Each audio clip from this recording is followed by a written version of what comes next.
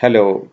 You can see names written on the left hand side under the heading lowercase. So first there are two first name and second name in all cells you can see. According to English grammar, this is incorrect. All the proper nouns they should start in with the capital letter.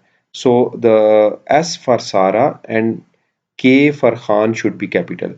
So we can convert it very quickly using Excel. Just click on a cell where you want to convert them, press equal to sign, and then write a function, call a function proper, proper, parenthesis start, and then click the cell which you, a text which you want to change to first letter capital. Let's say Sarah Khan.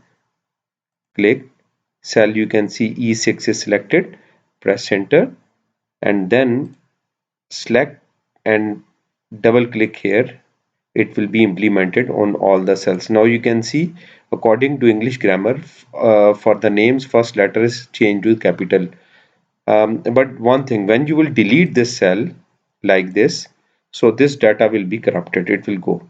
So better way is you just copy this, right click, copy, and then paste the values here or wherever you want, paste the values. Okay, you can copy it somewhere.